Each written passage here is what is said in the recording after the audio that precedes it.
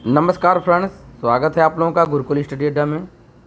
आज मैं हिंदी निबंध के अंतर्गत आज का जो निबंध लेकर के आया हूँ उसका शीर्षक है वन महोत्सव या वृक्षों की रक्षा, पर्यावरण की सुरक्षा या वृक्षारोपण का महत्व।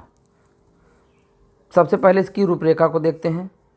रूपरेखा के अंतर्गत किन किन हेडिंग के अंतर्गत इसका हम लोग अध्ययन करेंगे। नंबर 1 है प्रस्तावना, नंबर 2 है वन महोत्सव का उद्देश्य, नंबर 3 वन महोत्सव की आवश्यकता, नंबर 4 वनों की कटाई के कारण, नंबर 5 वनों के लाभ, नंबर 6 वनों की कटाई के दुष्प्रभाव, नंबर 7 प्रदूषण का बढ़ना, नंबर 8 अकाल, नंबर 9 बाढ़, नंबर 10 वन्य जीव जंतुओं का विलुप्त होना, number 11 global warming, number 12 one क्षेत्र बचाने के उपाय अथवा उपसंहार।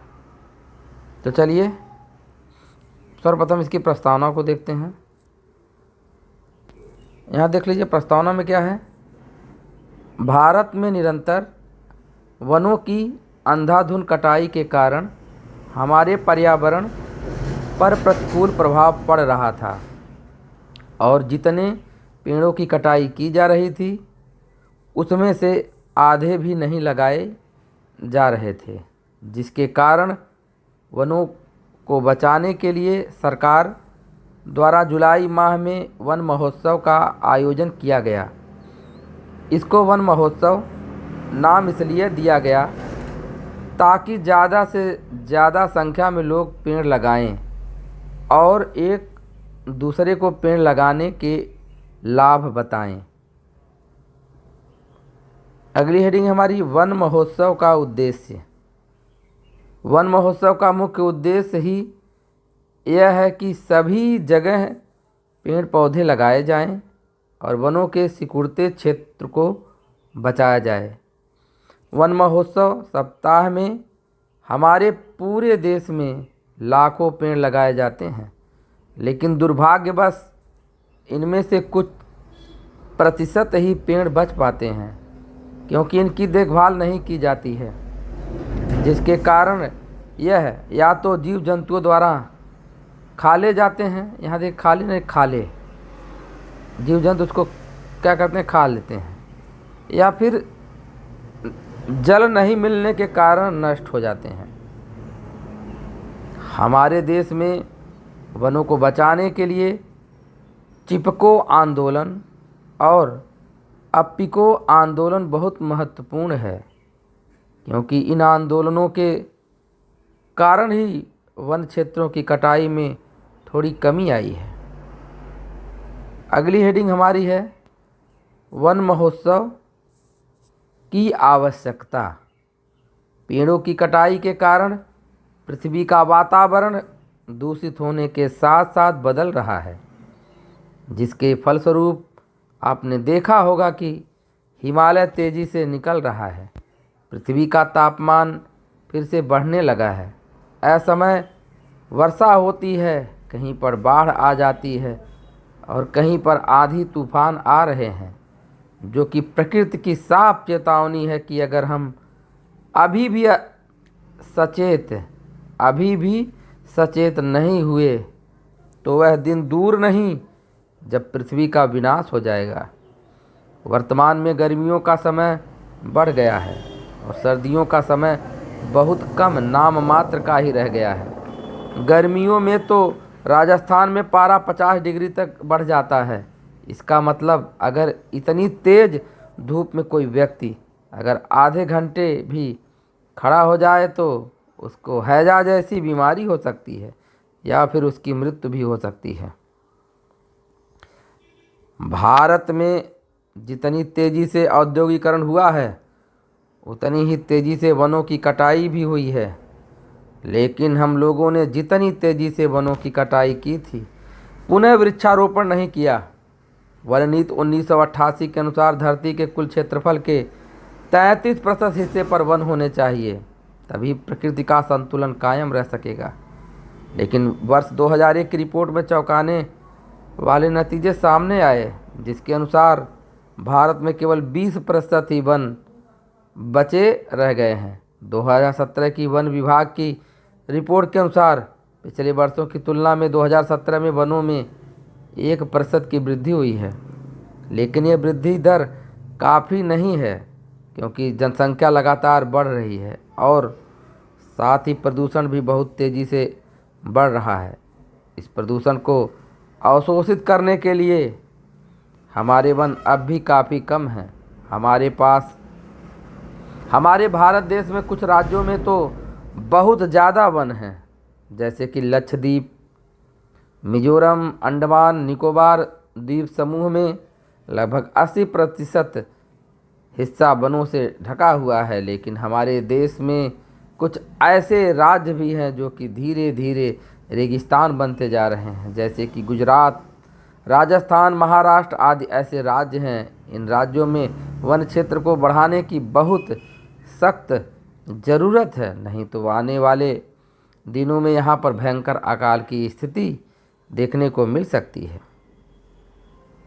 अगली हेडिंग हमारी है साथियों, वनों की कटाई के कारण हमारे देश की बढ़ती हुई जनसंख्या वनों की कटाई का मुख्य कारण है, क्योंकि जैसे जैसे जनसंख्या बढ़ती जा रही है उस जनसंख्या को निवास स्थान और खाने पीने की वस्तुओं की ज़रूरत भी बढ़ गई है।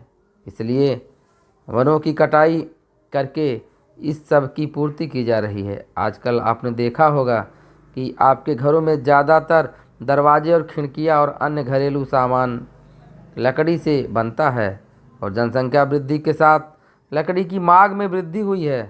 इस वृद्धि को पूरा करने के लिए वनों की कटाई की जा रही है। वनों से हमें कई प्रकार की जड़ी बूटियाँ प्राप्त होती हैं।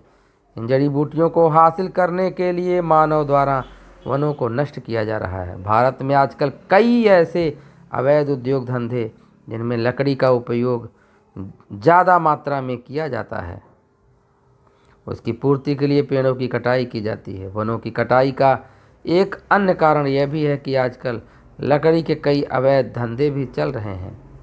वे लोग बिना सरकार की मंजूरी के वनों से पेड़ों की कटाई करते हैं और अधिक मूल्य में लोगों को बेच देते हैं। मानव अपनी भोग विलास की वस्तु की इच्छा को पूरा करने के लिए बेवजह पेड़ों की कटाई करता है। अगली हेडिंग हमारी है वनों के लाभ। वनों के लाभ में क्या है? वनों के कारण हमारी पृथ्वी के वातावरण में समानता नहीं बनी रहती है, मिट्टी का कटाव नहीं होता है, पेड़ पौधों से हमें ऑक्सीजन मिलती है जो कि प्रत्येक जीवित प्राणी के लिए बहुत आवश्यक है। पेड़ पौधे कार्बन डाइऑक्साइड जैसी जहरीली गैसों को अवशोषित कर लेते हैं। वनों में हमें कीमती चंदन जैसी लकड़ियाँ प्राप्त होती हैं। बीमारियों को दूर भगाने के लिए आयुर्वेदिक जड़ी बूटियाँ मिलती हैं।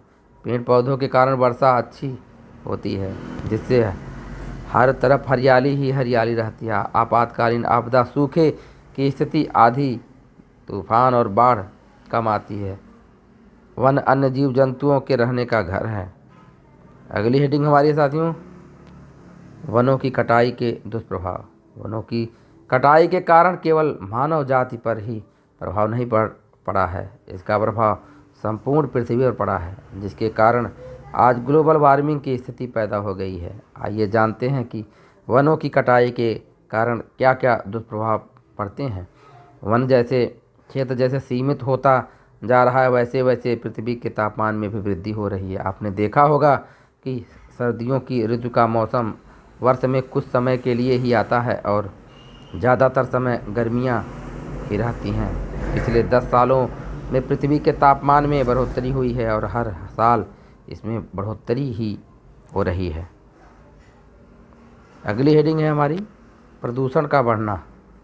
पेड़ पौधे उद्योग धंधों एवं अन्य पदार्थों से निकलने वाली जहरीली गैसों को अवशोषित कर लेते हैं। अगर इनकी कटाई कर दी जाएगी तो यह जहरीली गैसें वातावरण में ज्यों की त्यों ही रहेंगी, जिनके कारण अनेक भयंकर बीमारियां जन्म लेंगी। और अगर इसी प्रकार वनों की कटाई चलती रही तो मानव को सांस लेने में भी दिक्कत होगी, क्योंकि पेड़ों द्वारा ही ऑक्सीजन का निर्माण किया जाता है और कार्बन डाइऑक्साइड को सोख लिया जाता है। अगली हेडिंग है अकाल। वनों की कटाई के कारण अकाल की स्थिति भी उत्पन्न हो रही है। क्योंकि पेड़ों से ही अधिक वर्षा होती है। अगर पृथ्वी पर पेड़ ही नहीं रहेंगे तो वर्षा भी नहीं होगी, जिसके कारण अकाल की स्थिति उत्पन्न हो जाएगी। भारत के कई ऐसे राज्य हैं जिनमें वन क्षेत्र कम पाए जाते हैं, जैसे कि गुजरात और राजस्थान। तो यहाँ पर अक्सर अकाल की स्थिति बनी रहती है। इन राज्यों में वन क्षेत्र कम होने के कारण जल की कमी भी पाई जाती है। अगली हेडिंग हमारी बाढ़ है। पेड़ों की अंधाधुंध कटाई के कारण कई जगह अधिक वर्षा भी हो जाती है और वन क्षेत्र कम होने के कारण पानी का बहाव कम नहीं हो पाता है और जिससे बाढ़ की स्थिति उत्पन्न हो जाती है। अगली हेडिंग है वन्य जीव जंतुओं का विलुप्त होना। बढ़ती हुई आबादी के कारण वन क्षेत्र सीमित हो गए हैं, जिसके कारण वनों में रहने वाले वन्य जीवों को रहने के लिए बहुत कम जगह मिल रही है। साथ ही कई ऐसे पेड़ों की कटाई कर दी गई है जो कि कई वन्य जीवों के जीने के लिए बहुत ज़रूरी थे। वनों की कटाई के कारण कई जीव जंतुओं की प्रजातियां विलुप्त हो चुकी हैं और अगर ऐसे ही वनों की कटाई होती रही तो जल्द ही सभी वन्य जीवों की प्रजातियां लुप्त हो जाएंगी। अगली हेडिंग है ग्लोबल वार्मिंग। पृथ्वी पर जलवायु में हो रहे परिवर्तन ग्लोबल वार्मिंग के अंतर्गत ही आते हैं। वर्तमान में आपने समाचार पत्र पत्रिकाओं में पढ़ा होगा कि गर्मियों के समय बर्फ़ गिर रही है, रेगिस्तान क्षेत्र में बाढ़ आ रही है, हिमालय पिघल रहा है, साथ ही पृथ्वी का तापमान भी बढ़ रहा है। यह सभी कारण ग्लोबल वार्मिंग के अंतर्गत आते हैं। अगली हेडिंग है वन क्षेत्र बचाने के उपाय अथवा उपसंहार। वन क्षेत्र को बचाने के लिए हमें लोगों में अधिक से जागरूकता फैलानी होगी। जनसंख्या वृद्धि दर को कम करना होगा। हमें वन महोत्सव जैसे कार्यक्रमों को बढ़ावा देना होगा, जिससे कि अधिक से अधिक मात्रा में पेड़ लगाए जा सकें। वनों को बचाने का काम सिर्फ सरकार का ही नहीं है, यह काम हमारा भी है, क्योंकि जब तक हम स्वयं पेड़ नहीं लगाएंगे तब तक वन क्षेत्र नहीं बढ़ सकते हैं। हमें अवैध वनों की कटाई करने वाले लोगों के लिए सख्त कानून का निर्माण करना होगा। सभी लोगों को पेड़ पौधों के लाभ बताने होंगे, जिससे कि वह अधिक से अधिक पेड़ लगाएं। हमें लकड़ियों से बनी वस्तुओं का उपयोग कम करना होगा। तो इसी साथ ये वीडियो समाप्त हो रहा है। वीडियो पसंद आया तो लाइक शेयर कमेंट करिएगा। मैं ऐसे ही यूजफुल वीडियो बनाता हूँ, तो आप चाहें तो चैनल को सब्सक्राइब भी कर सकते हैं। धन्यवाद।